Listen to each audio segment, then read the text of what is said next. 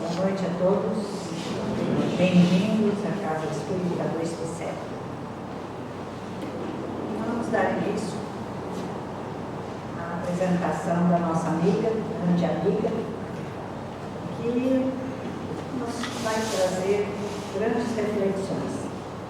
A primeira impressão que temos quando ouvimos ou pensamos em aceitar, seja uma pessoa, um fato ou uma circunstância, é de que estaremos nos submetendo ou nos subjugando, desistindo de lutar, sendo fracos. Assim muitos pensam. De verdade, se quisermos modificar qualquer aspecto da nossa vida e de nós mesmos, devemos começar aceitando. E a aceitação é detentora de um poder transformador que só quem já experimentou pode avaliar. Então, convido a todos para fazer essa avaliação, juntamente com as reflexões da nossa amiga, palestrante Regina Helena da Silva, que vem representando o Lar Beneficente Espírita de Sarandi e vai falar com esse tema, aceitação. Muito obrigada por estar aqui. Boa noite. É sempre com muita gratidão que nós aqui retornamos, pedindo licença à espiritualidade deste templo religioso e que nós possamos trazer algumas reflexões acerca deste tema aceitação. Nós vamos utilizar algumas obras espíritas pelos espíritos de Hamed, Joana de Ângeles, o próprio Emmanuel e também do Evangelho segundo o Espiritismo. E achamos muito curioso o tema de abertura do Evangelho quando fala da loucura e do suicídio. Porque uma das formas de nós evitarmos esta condição é justamente nós utilizarmos da aceitação. Mas, como bem disse a nossa amiga, a aceitação não é aquela coisa simplesmente imposta e que nos subjuga, porque a aceitação, ela nos convida à compreensão, como nos bem traz muitos dos nossos amigos espirituais. Então nós esperamos que sejamos integrados à equipe deste lar e que possamos partir para essas reflexões. Então aqui eu já vou começar com um tema que, em verdade, é um capítulo do livro Os Prazeres da Alma, uma reflexão sobre os potenciais humanos, Francisco do Espírito Santo Neto e o Espírito Hamed. Então, nós vamos iniciar com estas reflexões, mas nós vamos fazer algumas outras interposições. E aqui, logo no título, ele começa, e é algo assim bem impactante e forte para a gente, né? Que diz assim: apenas aquele que aceitou a mudança de atitudes é que se pode considerar realmente curado, pois só a transformação íntima é que nos pode tirar gradativamente dos ciclos perversos, dos desequilíbrios interiores que geram as enfermidades do corpo e as aflições humanas. Só por aí, esse conteúdo já nos dá grandes reflexões, inclusive com aquele próprio tema que foi aberto ao Evangelho, com relação à loucura e ao suicídio. Porque aqui ele já fala a respeito de aceitar mudança de atitudes. Muitas vezes nós nos encontramos em grandes aflições, mas nós continuamos com o pensamento sempre cíclico, aquele pensamento cíclico e atitudes também cíclicas. Aqui ele já vai falando justamente desta mudança de atitude. E aí, nesta mesma obra, neste capítulo, o Espírito Hamed se utiliza de uma passagem do Evangelho com Jesus. E nós vamos trazer da forma como veio colocada no próprio livro. Eu não trouxe especificamente do Evangelho, mas do livro, a forma como ele colocou. Existe em Jerusalém junto à porta das ovelhas, uma piscina que em hebraico chama-se Betesda, com 5 pórticos. Sob esses pórticos, deitados pelo chão, numerosos doentes, cegos, coxos e paralíticos ficavam esperando o borbulhar da água, porque o anjo do Senhor descia de vez em quando e a piscina agitava a água. O anjo do Senhor descia à piscina e quando ele descia à piscina, esta água se agitava. O primeiro que aí entrasse, depois que a água fora agitada, ficava curado, qualquer que fosse a doença. Então é uma passagem do Evangelho que fala da cura de um paralítico. Então havia essa piscina onde vários doentes ficavam no entorno dela e quando esta água se agitava, eles se atiravam à piscina e aquele que ia primeiro era curado. Então este é o contexto. E aí havia um paralítico. Encontrava-se aí um homem doente havia 38 anos. Jesus, vendo-o deitado e sabendo que já estava assim havia muito tempo, perguntou-lhe: queres ficar curado?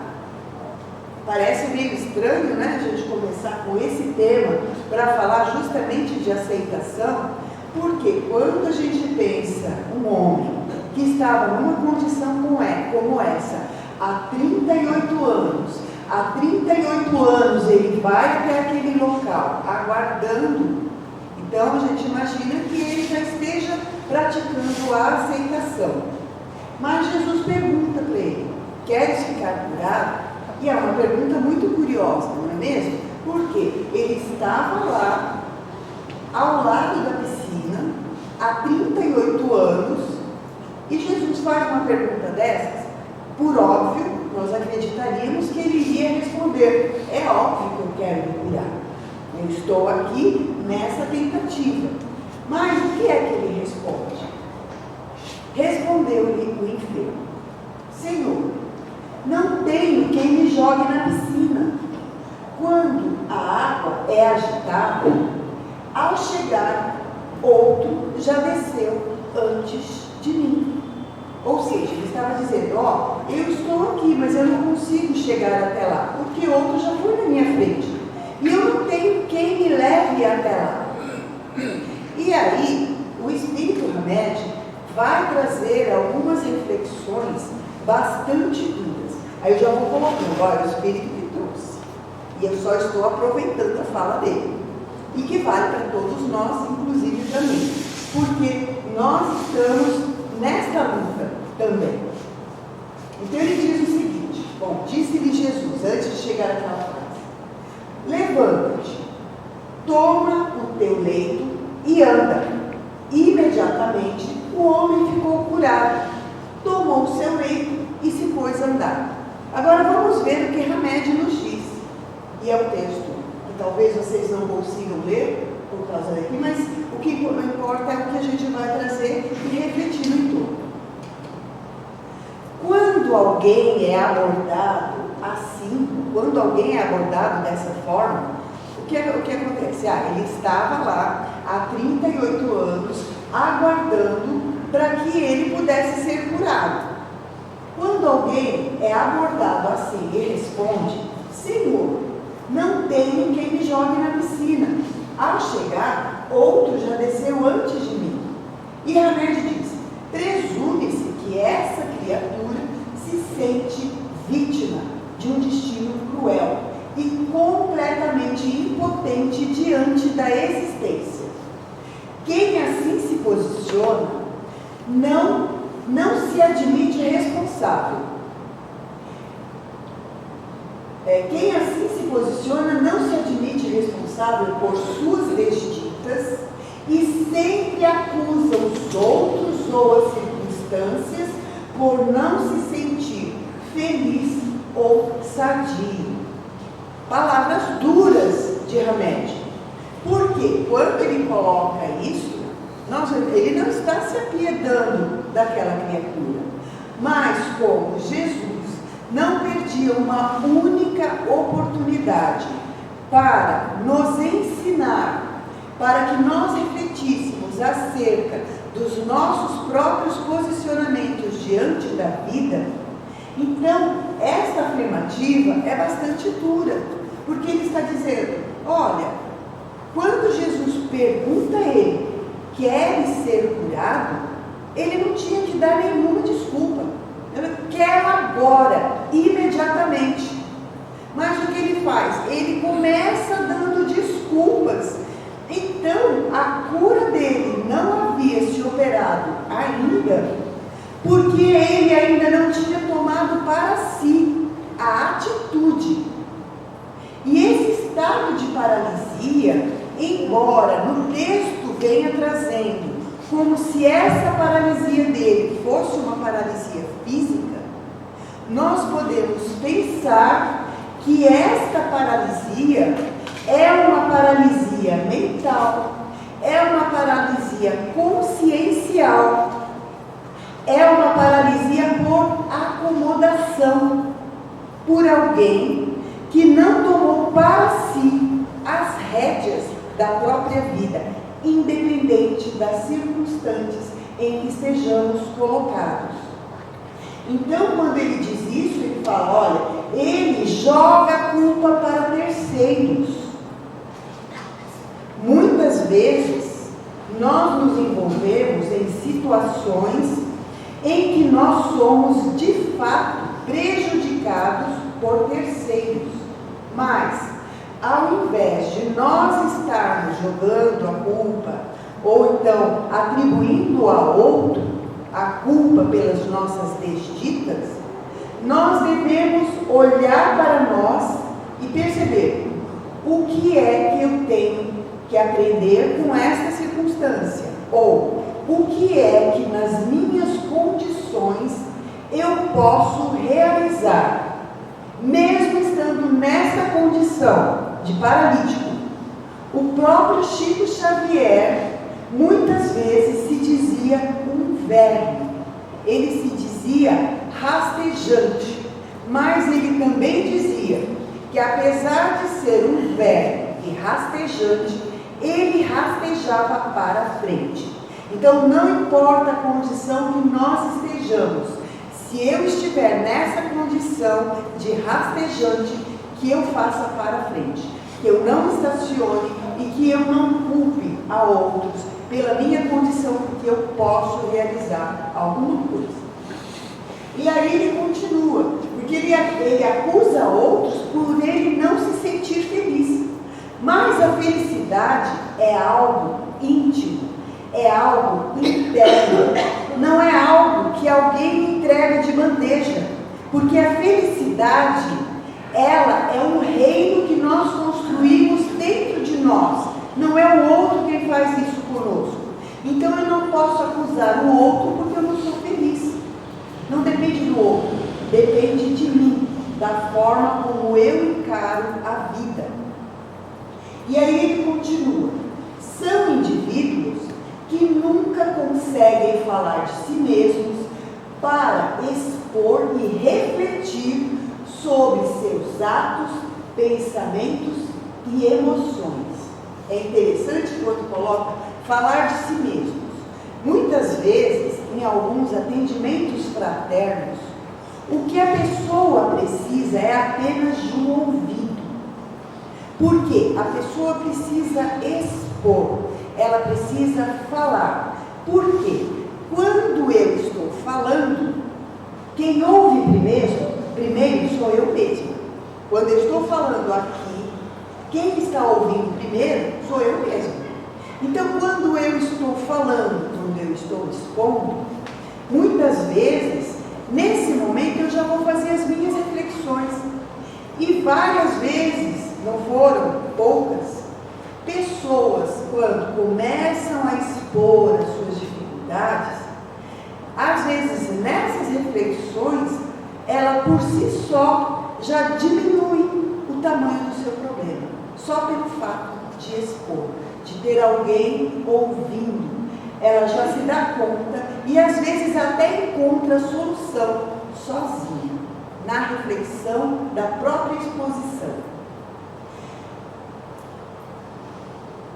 Durante um diálogo, apenas culpam ou acusam as pessoas com quem convivem e incriminam a tudo e a todos pelas próprias desventuras. Somos pessoalmente responsáveis pela infelicidade que vivenciamos. A felicidade somente fica fora de nosso alcance quando não aceitamos perceber a nós mesmos. Então, tudo depende da forma como nós encaramos a dificuldade.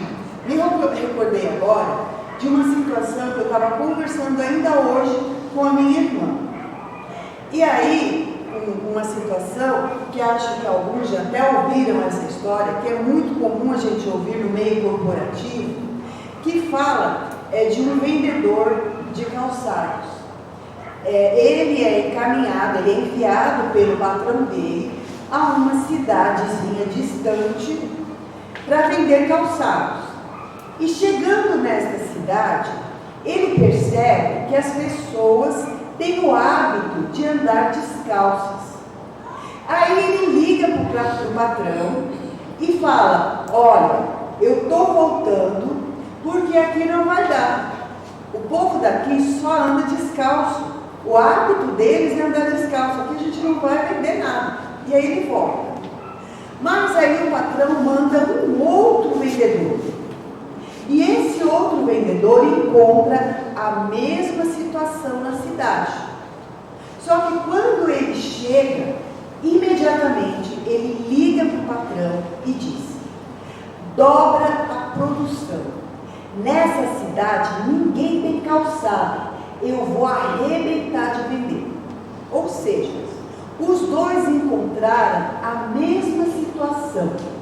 Um deles fez a própria infelicidade e o outro fez a própria felicidade. É assim que nós encaramos as situações da nossa vida. Não é a situação externa, é a forma como nós, na nossa intimidade, lidamos com a vida. E isso passa pela aceitação.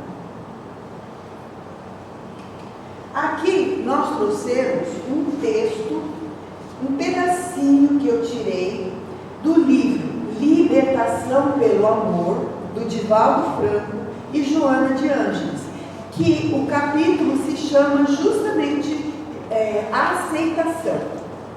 E ela diz: o ser humano, em face do instinto de conservação da vida, precata-se, ele se precaver contra tudo que ameace o seu bem-estar, a sua estabilidade e a sua própria existência. Em consequência, acomoda-se nas sensações do prazer e da sensualidade. Tentando se preservar, vai para o prazer e para a sensualidade e quer permanecer nessa condição. Lutando para preservá-los, mesmo sendo convidado às emoções superiores.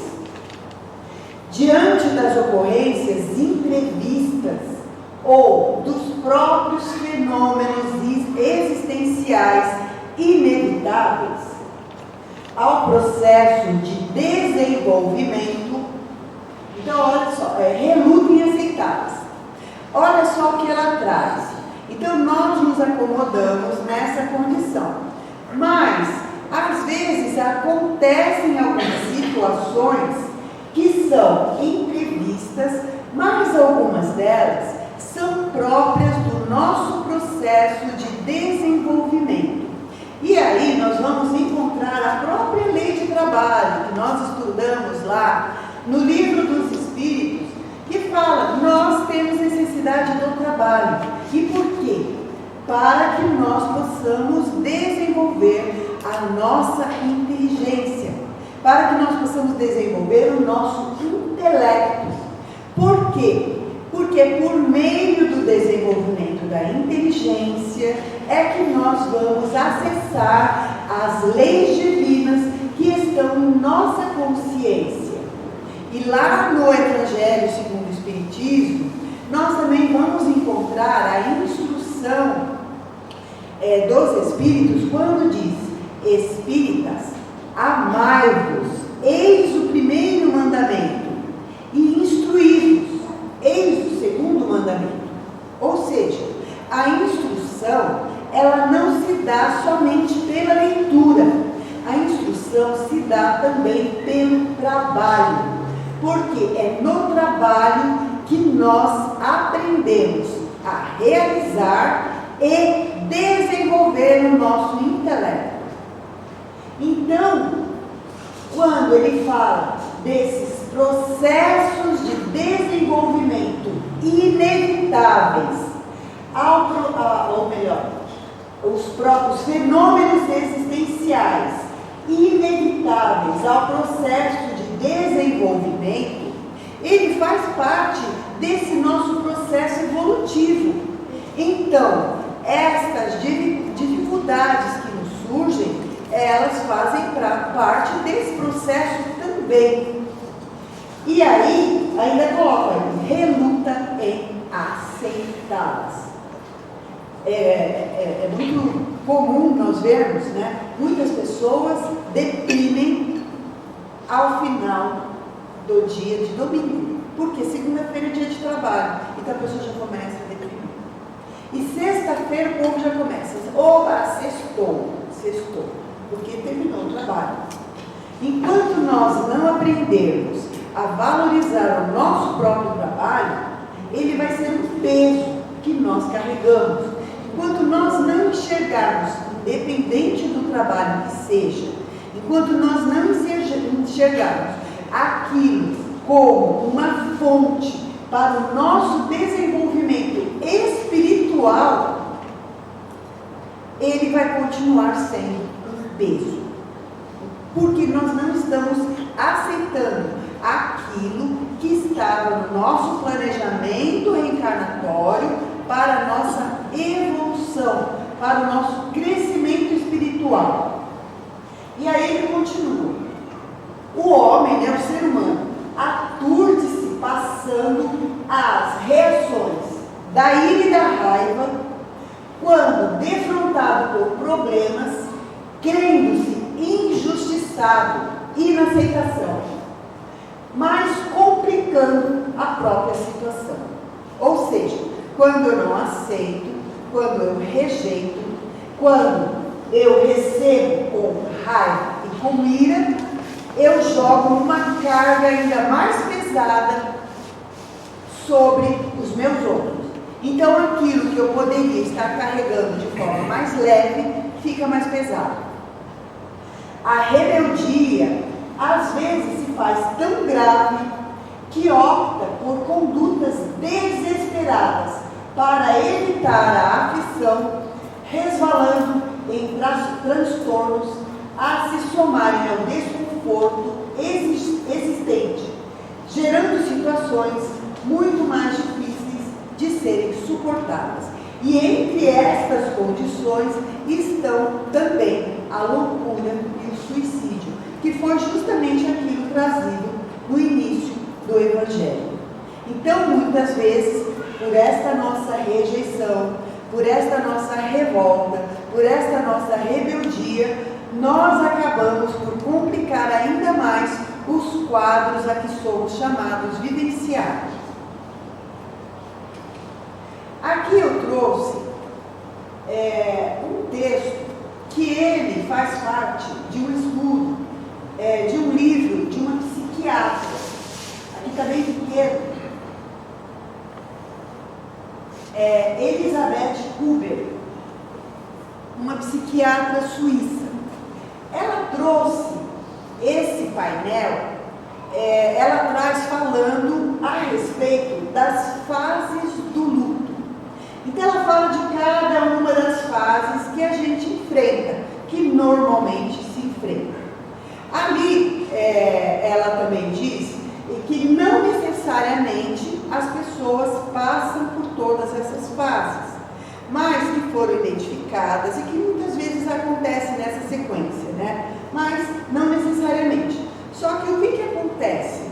Essas fases, que são chamadas fases do luto, elas valem para muitas outras coisas ou para várias coisas que nos acontecem na nossa existência, porque nós podemos dizer que isto vale também para uma doença grave, por exemplo, uma pessoa que está com um câncer, ou um revés financeiro.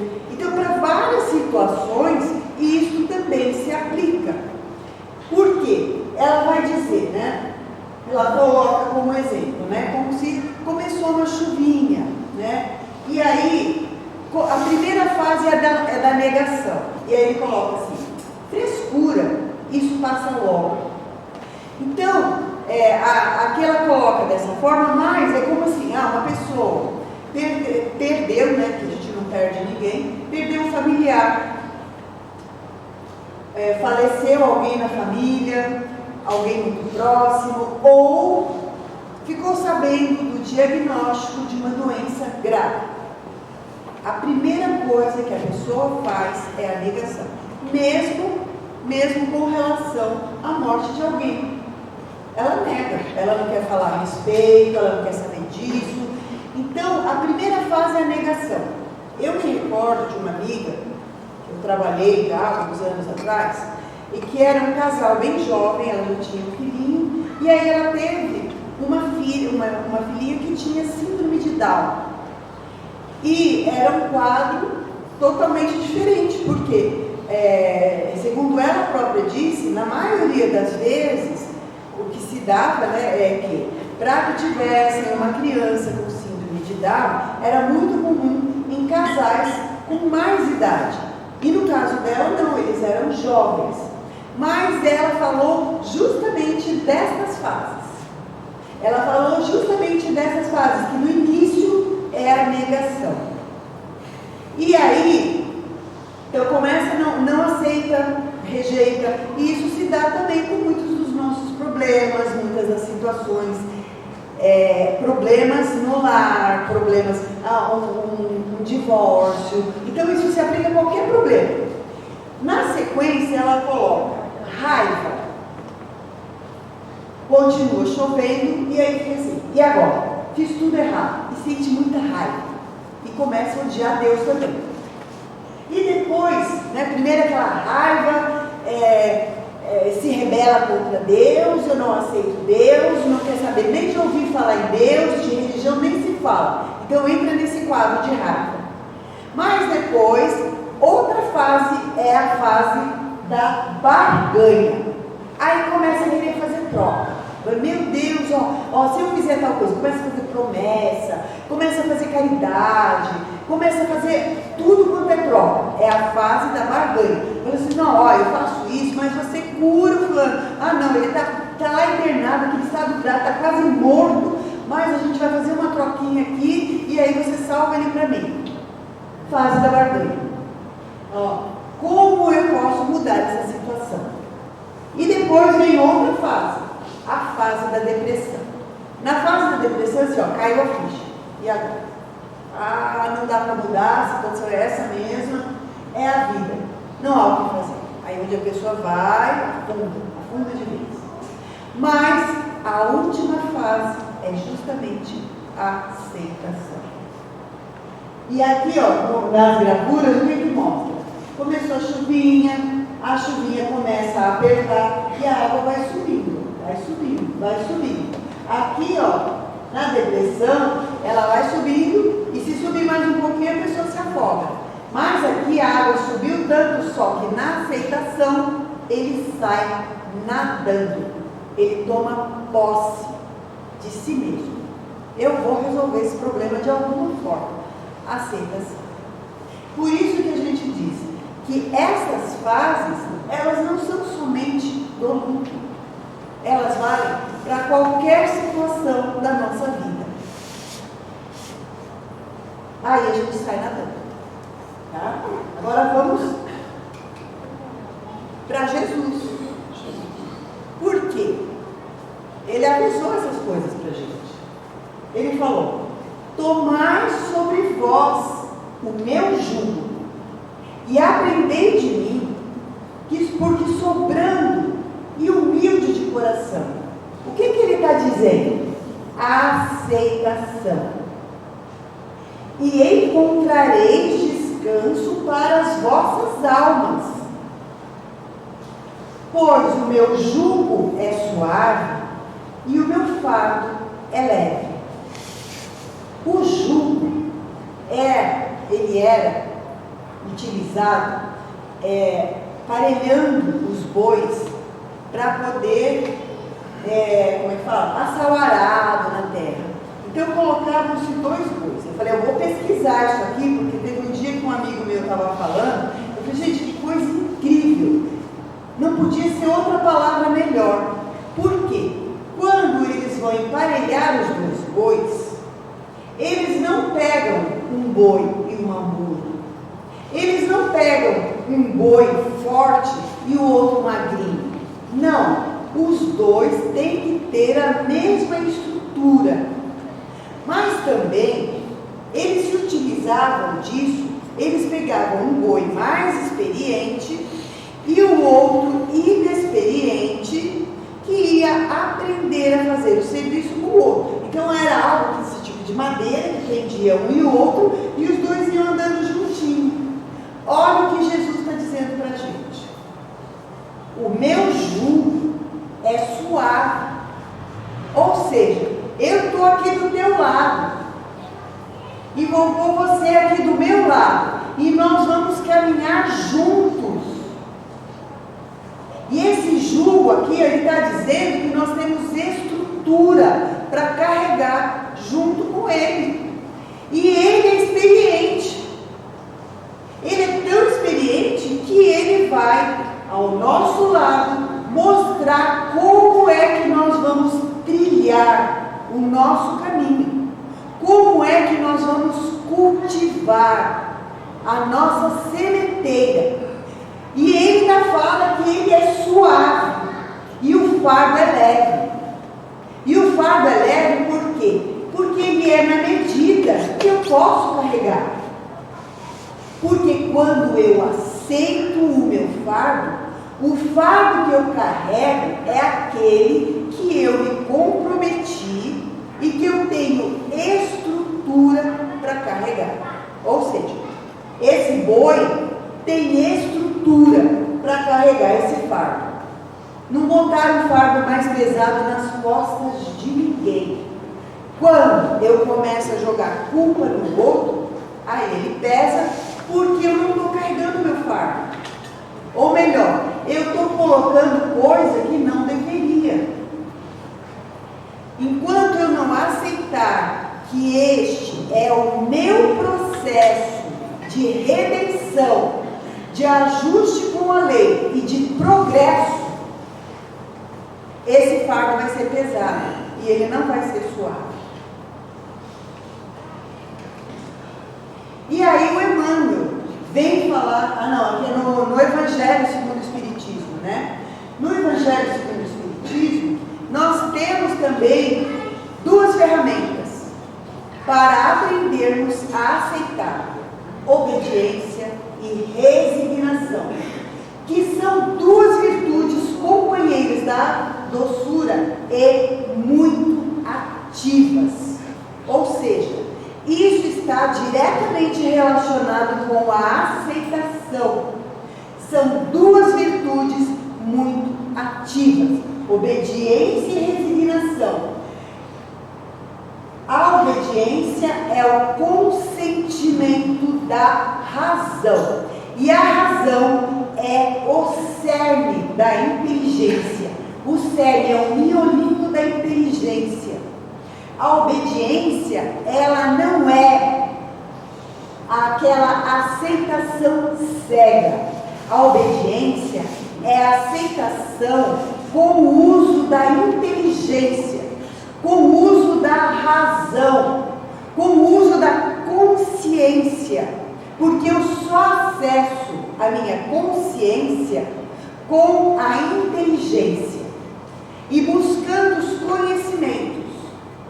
A resignação é o consentimento do coração. E olha só que incrível, porque nós vamos encontrar nas obras espíritas, e especialmente em Emmanuel, que quando faz a referência ao coração, está fazendo a referência à nossa consciência. Nós falamos, o coração aqui, mas a nossa consciência é como se fosse o nosso coração. E aqui ele faz a conexão, inteligência e coração. Ou seja, inteligência e consciência. Eu preciso da inteligência para acessar as leis divinas que estão na minha consciência. Eu preciso fazer uso da obediência e da resignação, utilizando os recursos do Espírito. Então, enquanto eu não me der conta que eu preciso fazer uso daqueles recursos que eu, como ser espiritual, já trago comigo, que são conquistas minhas, eu vou ficar patinando. Tinha um amigo que ele dizia que a gente fica numa esteira, andando, achando que está chegando a algum lugar, mas está em cima de uma esteira e não sai do lugar. Então, nós precisamos nos dar conta disso. Forças ativas, ambas, pois carregam o fardo das provações que a revolta insensata deixa cair.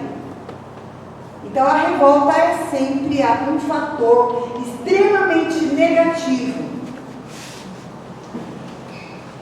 E aqui eu trouxe um texto de Emmanuel. Esse texto, ele está no livro Inspiração, do Chico Xavier, pelo Espírito Emmanuel. É um texto muito rico, muito interessante e que a gente recomenda também que vocês estejam buscando.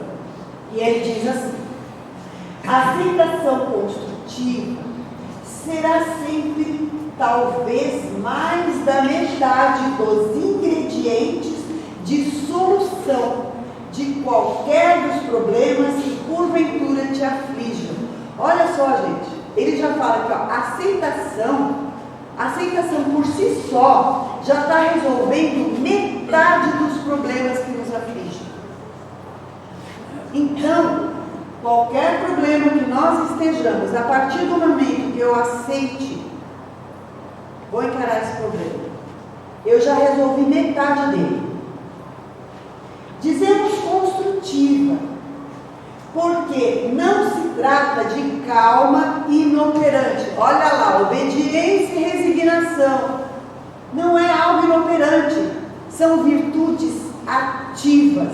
Então aqui, Emmanuel está dizendo, não se trata de calma e inoperante, mas sim de paciência, capaz de improvisar o bem, criando condições para que o bem se faça cada vez mais amplo para quantos nos partilhem a vida.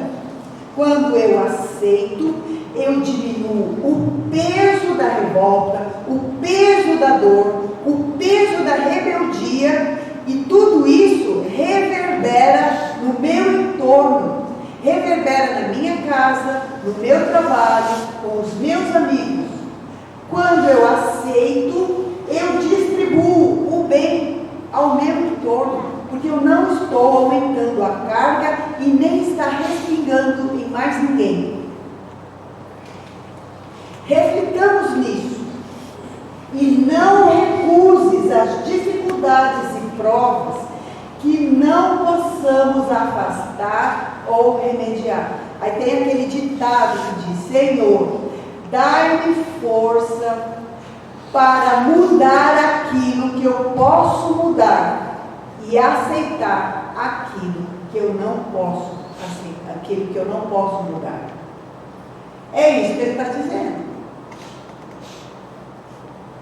Reflitamos nisso e não recuses as dificuldades e provas que não possamos afastar ou remediar. Tem coisas que chegam e não tem jeito. Caiu no seu colo, é seu. Caiu no meu colo, é meu, não tem jeito. Então, vamos encarar.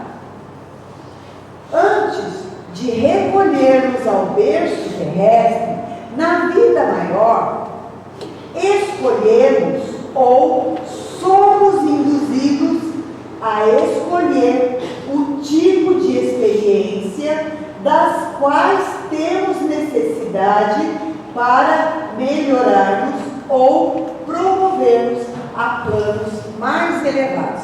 Olha, irmão, eu falando aqui do planejamento reencarnatório. Antes da gente nascer, antes de nos recolher ao berço terrestre, nós escolhemos. Se eu não escolhi, eu fui induzido a escolher.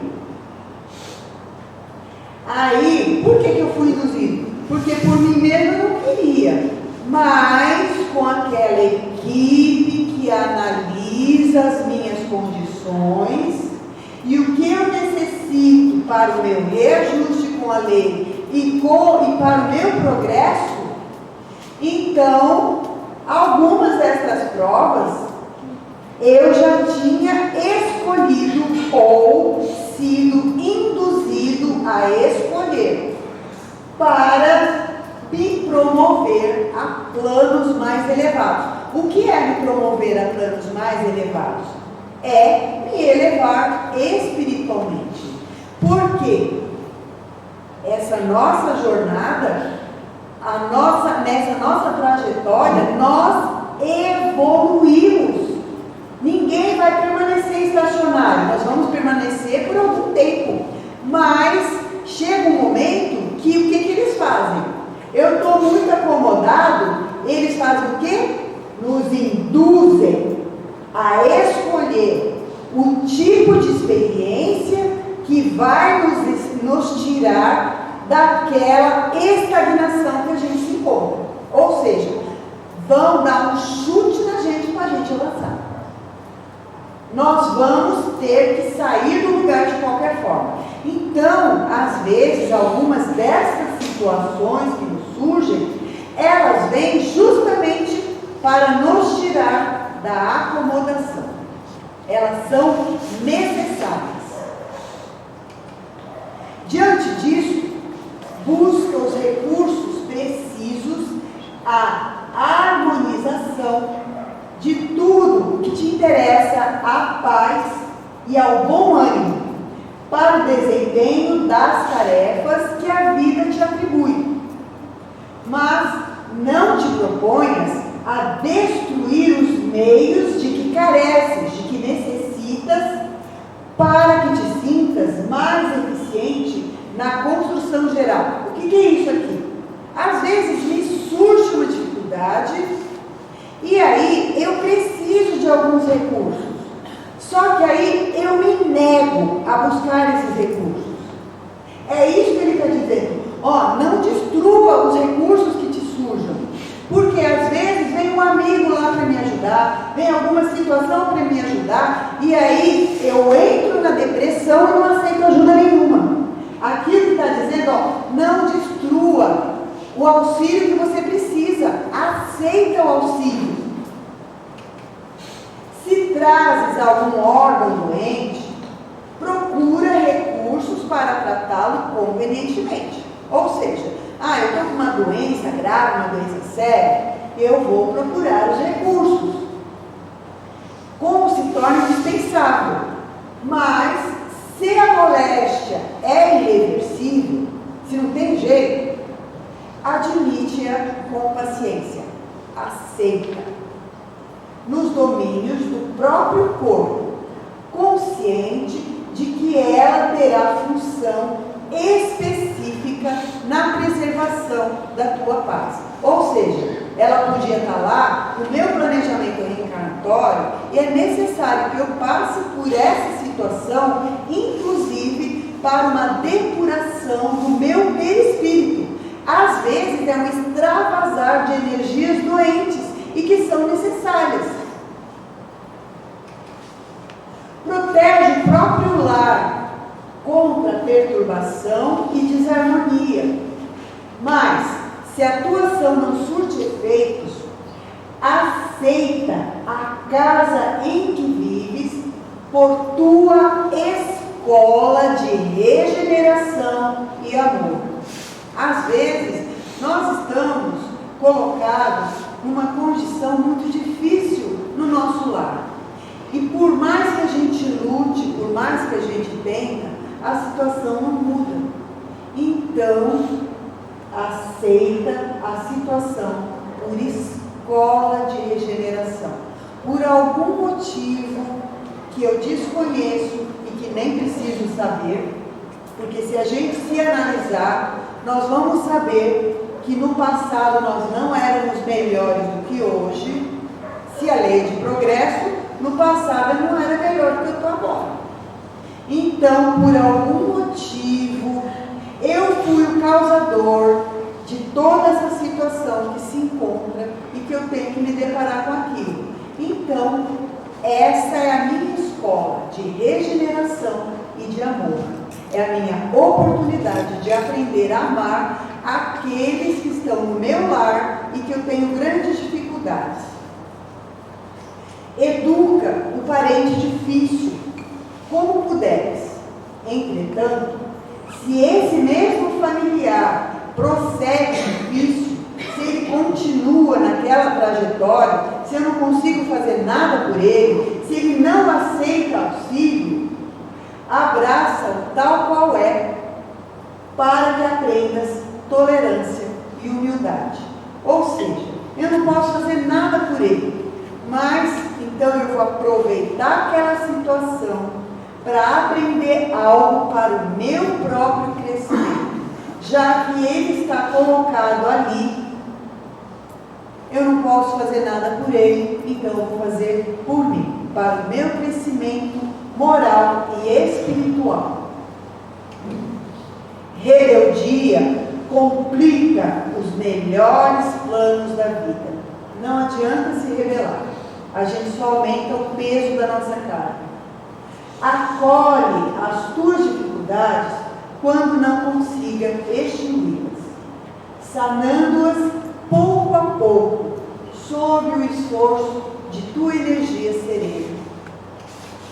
Não fujas à luta que a vida te propõe, na intimidade de ti mesmo e atendendo ao trabalho do dia a dia, lei de trabalho. A fim de superá-la, conserva a certeza de que é pelas tuas próprias prestações de serviço ao bem comum que a bênção da vitória te marcará. Ou seja, não é permanecendo 38 anos na beirada da piscina, esperando alguém te jogar na piscina, que você vai ser curado. Tem que colocar a mão na massa. Tem que trabalhar a própria intimidade. E aí, a frase inicial do Espírito Hamed: aceitação. Apenas aquele que aceitou a mudança de atitudes é que se pode considerar realmente curado. Aqui não é cura do corpo não, gente. É cura do espírito. Quando eu me curo espiritualmente, nada de fora me afeta. É como Paulo disse: nada mais me molesta. Ele podia ser apedrejado, ele podia ser não aceito pelos familiares, ele podia passar por todas as dificuldades, podia passar fome, podia ficar sem nada. Nada mais me molesta. E aí ele ainda diz: não sou mais eu que vivo, é o Cristo que vive em mim. Não é o Jesus Cristo, não. É o Cristo Paulo quem vive. Porque ali ele encontrou o Cristo interno, ele se alinhou com Deus, ele estava em perfeita conexão com Deus, ciente das necessidades do Espírito que ele era, reconhecendo que ele está acima de todas essas condições materiais que nos aprisionam. Apenas aquele que aceitou a mudança de atitudes é que se pode considerar realmente curado, pois só a transformação íntima é que pode nos tirar gradativamente dos ciclos perversos, dos desequilíbrios interiores que geram as enfermidades do corpo e as aflições humanas.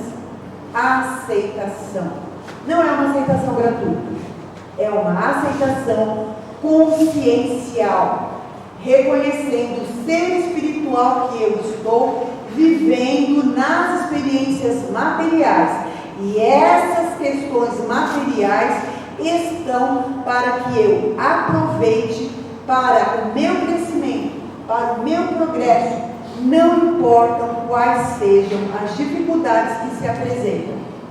É difícil, porque nós somos seres fracos ainda. Jesus fala para Pedro, quando ele o nega, né, tem uma fala lá no livro Boa Nova, em que Pedro acaba por negar Jesus. No olhar, ele compreende, quando Jesus lhe diz: Pedro, os homens são mais frágeis do que perversos. Estes somos nós somos frágeis, nós precisamos do jugo de Jesus, porque nós podemos carregar esse jugo, porque ele está do nosso lado. Esse jugo é suave e o fardo é leve. Com Jesus, se eu me rebelar, ele pesa. Com Jesus não. Com Jesus o fardo é suave, o jugo é suave e o fardo é leve.